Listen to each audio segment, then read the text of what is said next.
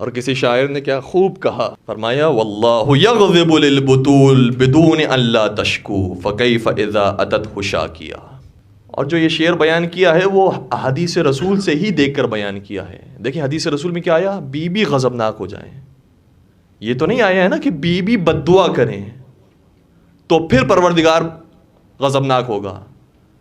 کہ بد دعا کرے نہ کرے، اگر کسی نے بی بی کو ناراض کر دیا تو پروردگار غضبناک ہو جائے گا۔ شاعر کہتا ہے واللہ یغضب للبطول بدون الا تشکو، پروردگار بطول کے غضبناک ہونے سے غضبناک ہو جاتا ہے چاہے انہوں نے شکایت نہ بھی کی ہو۔ آگے کا جملہ سنیں گے، آگے کا جملہ شاعر کہتا ہے فکیف اذا اتت شاکیا، تو اس وقت سے خدا کی امان ہو جب سیدہ کائنات پروردگار کی بارگاہ میں آئیں گی تو ان کے لیے شکایت کرتے ہوئے نہ آئیں گی، پروردگار انہوں نے مجھے غضبناک کیا ہے۔ اگر شکایت کر دے تو پھر کیا کوئی فیصلے کی گنجائش باقی نہیں رہتی۔ اور یہ بھی روایت کا جملہ ہے، جب در سیدہ کو جلایا گیا، مصائب کا آغاز ہو گیا، تو بی بی نے باقاعدہ جملہ شاہ فرمایا واللہ لأدعون علیک بکل صلاۃ اصلیھا، خدا کی قسم میں اپنی جتنی نمازیں پڑھوں گی اس میں تمہارے لیے بد دعا کروں گی۔ کیسا غضب تھا جو ڈھایا ہے انہوں نے، کیسا ستم ڈھایا۔ صرف ایک ہی ستم کافی تھا، صرف ایک ہی مصیبت کافی تھی، سیدہ کائنات کے سر سے بابا کا سایہ رخصت ہو گیا، رحمت للعالمین کی وفات ہو گئی۔ پورا مدینہ یتیم ہے، پورے مدینے کے اندر سو کی کیفیت ہے۔ مجھے بتائیے اگر پورا مدینہ اپنے آپ کو یتیم محسوس کر رہا ہے تو جو واقعاً رسول کی بیٹی ہو وہ اپنے آپ کو کیسی یتیم محسوس کرے۔ دیکھیں دنیا کا دستور کیا ہے، خدا نہ کرے کسی کی موت ہو، باپ کا انتقال ہو جائے، خدا سب کو سلامت رکھے، لیکن خدا نہ کرے کسی کی یہاں میت ہو جائے، باپ کا انتقال ہو جائے، تو کیا کرتے ہیں دنیا والے، آتے ہیں جتنا ساتھ دینے کی کوشش ہو سکتی ہے ساری مدد کرنے کی کوشش کرتے ہیں۔ کبھی جنازے کو کاندھا دے رہے ہیں، کبھی اسے تسلی دے رہے ہیں، کبھی جنازے کو ساتھ لے جا رہے ہیں، قبرستان میں دفنا کر آتے ہیں۔ جب بعد میں فاتحے کے لیے بھی آتے ہیں تو یہ دیکھ کر آتے ہیں کہ کسی ایسے وقت میں نہ جائیں کہ جس میں صاحب خانہ کو زحمت ہو، لواحقین کو زحمت کا سامنا کرنا پڑے، کھانے کا انتظام کرنا پڑے، کسی بھی زحمت میں مبتلا ہونا پڑے، ایسے ٹائم میں ہم نہ جائیں۔ یہ دنیا والوں کا دستور ہے، ایک عام شخص کے لیے ہے۔ اگر کسی عام شخص کے بھی باپ کا انتقال ہو جائے تو لواحقین کو جب فاتحہ خوانی کے لیے بھی آتے ہیں، پرسہ دینے کے لیے آتے ہیں، تو ایسے وقت میں آتے ہیں کہ سامنے والے کو اذیت نہ ہو۔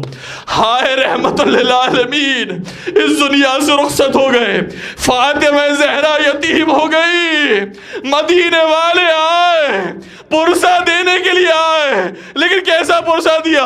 ہاں کچھ جگہوں پر رسم یہ ہے جب پرسہ دیا جاتا ہے تو سیاہ پرچم آویزہ کیا جاتا ہے تاکہ دنیا دیکھ لے یہ صاحب عزا بیٹھا ہے، یہ صاحب عزا کا دروازہ ہے۔ لیکن ہاں در سیدہ پر بھی ایک نشانی نظر آئی، وہ کون سی نشانی تھی؟ در سیدہ سے دھواں اٹھنا بلند ہو گیا۔ جیسے ہی دھواں بلند اٹھ گیا مدینے والے سمجھ گئے در سیدہ پر پرسہ دینے والا بابا رخصت ہو گئے۔ یہ سیدہ کائنات کے لیے چھوٹا وقت نہیں ہے، یہ معمولی وقت نہیں ہے۔ چھٹے سرکار کی جو روایت کے جواب کی خط بیان کروں، امام شاہ فرماتے ہیں البکاؤن خمستن، دنیا میں سب سے زیادہ رونے والے 5 ہیں، سب سے زیادہ رونے والے امام صادق بیان کر رہے ہیں۔ ان میں سے 3 وہ ہیں جو انبیاء ہیں۔ حضرت آدم علیہ السلام نے بہت گریہ کیا، حضرت یعقوب علیہ السلام نے بہت گریہ کیا، حضرت یوسف علیہ السلام نے بہت گریہ کیا۔ حضرت آدم علیہ السلام کا گریہ کس چیز پر تھا؟ جب وہ جنت سے نکالے گئے تو جنت کو یاد کر کے بڑے رویا کرتے تھے، توبہ استغفار کیا کرتے تھے، یہاں تک کہ پروردگار نے ان کی توبہ کو قبول فرما لیا۔ اور اتنا روئے جناب آدم، امام صادق کا جملہ یہ ہے کہ آدم کے رخسار پگھل گئے، آدم کے رخسار کا گوشت ختم ہو گیا۔ آدم علیہ السلام نے اتنا گریہ کیا، وہ سب سے پہلے گریہ کرنے والے تھے۔ دوسرا گریہ کرنے والے جناب یعقوب علیہ السلام تھے۔ اتنا گریہ کیا کہ قرآن یہ کہتا ہے ان کی آنکھوں کا نور ختم ہو گیا، نابینا ہو گئے۔ تیسرا گریہ کرنے والے کون ہیں؟ حضرت یوسف علیہ السلام جب وہ زندان میں گئے ہیں تو اتنا اپنے بابا کو یاد کر کے رویا کرتے تھے کہ زندان والوں نے کہنا شروع کیا اے یوسف یا صبح کو رویا کرو یا شام کو رویا کرو۔ یہ تو 3 انبیاء تھے، چوتھی شخصیت کون سی ہے؟ میں ترتیب بدل رہا ہوں۔ ایک گریہ کرنے والا میرا مولا سید سجاد کربلا کے بعد 40 برس سے گریہ کرتا، اتنا گریہ کیا، لیکن اس کے باوجود بھی سیدہ کائنات وہ ہے جن کا گریہ سید سجاد کے گریہ پر بھاری ہو گیا۔ یہ میں نے جملہ کیوں کہا؟ اس لیے کہا ہے کیونکہ آدم علیہ السلام بہت زیادہ رونے والوں میں شمار ہوئے، تو اس وقت شمار ہوئے جب ان کا گریہ سالوں سال تک تھا۔ یعقوب علیہ السلام کا گریہ سالوں سال تک تھا، یوسف علیہ السلام کا گریہ سالوں سال تک تھا، سید سجاد کا گریہ 40 سال تک تھا، لیکن آئے بنت رسول 75 برس میں 75 دنوں کے اندر ایسا گریہ کیا ہے، مدینے والے کہنے لگے ہائے بنت رسول آپ تک خاموش ہو جائیے تاکہ ہم آرام کر سکے۔ میں کہوں گا سید کائنات نے 75 دنوں میں وہ گریہ کیا جو سید سجاد نے 40 سالوں میں کیا۔ سید سجاد جو 40 سالوں تک گریہ کرتے رہے، بی بی نے ان دنوں کے اندر وہ گریہ کیا ہے۔ اور کیسے گریہ کیا ہے سنیں گے، روایت بڑی عجیب روایت ہے، بس میں مختصر آپ کی خدمت بیان کر رہا ہوں، رونے کے لیے آپ آئے، الحمدللہ بی بی آپ سے راضی ہو۔ روایت کا جملہ یہ ہے جب نبی اکرم کا وقت آخر تھا تو ایک مرتبہ علی کو بلایا، علی کو بلانے کے بعد یہ فرمانے لگے اے علی اپنا زانو آگے کرو تاکہ میں اپنا سر تمہارے زانو پر رکھوں۔ یہ منظر جب بیٹی نے دیکھا بہت گریہ کیا، زاروں قطار رونے لگے اور اتنا گریہ کیا کہ اپنے بابا پر گر پڑی۔ باپ نے اپنے بیٹی کو تسلیاں دی، کچھ کہا جس کے بعد بی بی مسکرا گئی۔ پھر ایک مرتبہ علی سے کہا اے علی اب میرے سر کو اپنے سینے سے لگاؤ، اور یہ کہنے کے بعد کہا یہ میری آخری سانسیں ہیں، الوداع علی الوداع فاطمہ۔ نالا بکا بلند ہو گیا، بابا کو دفنا دیا گیا۔ سنیں گے پھر سیدہ کائنات جب گھر میں تشریف لائی کیا ہوا؟ جب حسن و حسین پر نگاہ پڑی بابا کا غم تازہ ہو گیا، کہا اے میرے بچوں تمہارا وہ شفیق باپ کہاں چلا گیا جو تمہیں کبھی ایک کاندھے پر بٹھاتا تھا، کبھی تمہیں دوسرے کاندھے پر، اور تمہارے ناز کو اٹھایا کرتا تھا۔ یہ کہتی جا رہی تھی، فرماتی جا رہی تھی انا للہ و انا الیہ راجعون۔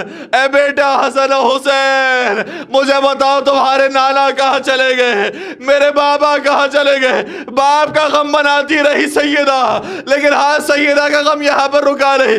سنیں گے آگے منزلیں کیسی سخت سے سختر ہونا شروع ہوئی، سیدہ کائنات کا غم اتنا بڑھ گیا۔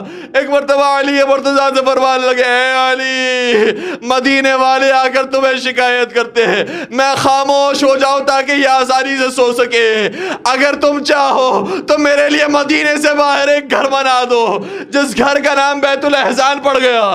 بی بی جایا کرتی تھی وہاں پر بابا کا غم منایا کرتی تھی، لیکن ہائے سیدہ نہ مدینے میں بابا کو رونے دیا نہ بیت الاحزان میں رونے دیا، بیت الاحزان کو بھی جلا دیا گیا۔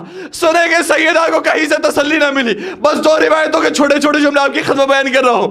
ایک روایت کا جملہ یہ ہے، سیدہ کہتی ہے اے علی اگر تم چاہتے ہو کہ میں آرام پیدا کروں، اگر تم چاہتے ہو کہ میں سکون حاصل کروں تو جس لباس میں تم نے میرے بابا کو غسل دیا تھا وہ لباس مجھے دے دو، میں اس کی خوشبو کو سونگھنا چاہتی ہوں۔ جیسے ہی میرے مولا نے وہ لباس سیدہ کائنات کو دیا، ابھی سیدہ نے اپنے بابا کے لباس کو دیکھا تھا، زاروں کا دار رونے لگی، بابا کے لباس کو سونگنے لگی اور سونگتے سونگتے خشا گیا۔ اجرکم علی اللہ، تھکے تو نہیں ہے نا؟ امام حسن امام حسین بھی تشریف لائے ہوں گے، اپنی ماں کا ماتم دیکھتے ہوں گے، ہائے حسن حسین اپنی ماں کا پرزہ قبول کیجئے گا۔ بس ایک مرتبہ بیوی فرماتی ہے مجھے سکون اس وقت ملے گا جب اپنے بابا کے لباس کو دیکھو. دوسرا موقع کون سا آیا؟ فرمایا اے بلال اسی لہجے میں آذان سناؤ جس لہجے میں میں اپنے بابا کی حیات میں سنا کرتی تھی. بلال کبھی آذان دیتے نہیں تھے لیکن جیسے ہی حکم فاطمہ آ گیا بلال مسجد نبوی میں آئے, آذان کے لیے آواز کو بلند کیا. سیدہ کائنات رونے لگی, اپنے بابا کو یاد کرنے لگی. ہاں بابا کبھی بلال آزان دیا کرتے تھے, آپ آ کر ہمارے دروازے پر سلام کیا کرتے تھے. سب کے دروازے مسجد سے بند کر دیے, ہمارے دروازے کو کھلا رکھا تھا. اپنے فضائل کو یاد کیا, اپنے وقت کو یاد کیا, لیکن جیسے ہی بلال نے کہا اشہد ان محمد رسول اللہ, جیسے ہی بابا کا نام بیٹی نے سنا وہ غش زمین پر کھا کر گری. بیوی باہر آئے, کہا بلال آزان چھوڑ دو. سیدہ بے ہوش, حسرکم علی اللہ. ایک جملہ اور سن لیجئے تاکہ بیوی کے دل کو بھی پرسہ مل جائے. بیوی کی تمنا یہ ہے ان کے مصائب نہ پڑے جائے, ان کی اولاد کے مصائب پڑے جائے, لہذا ایک جملہ کربلا کا بھی سنتے جائیے. کہوں گا اے بیوی کبھی آپ کو اپنے بابا کا لباس ملا اس سے تسلی دی گئی, کبھی آذان رسول سن کر آپ نے تسلی حاصل کی, لیکن قربان ہو جاؤ آپ کی پوتیوں پر جس کو تسلی دینے کے لیے اس کے باپ کا کٹا سر لا کر پیش کیا گیا. وہاں غش کھا کر بے ہوش ہوئی تھی, یہاں سکینہ اپنے بابا کے کٹے سر سے گفتگو کرتے کرتے اس دنیا سے اس دنیا کی طرف پرواز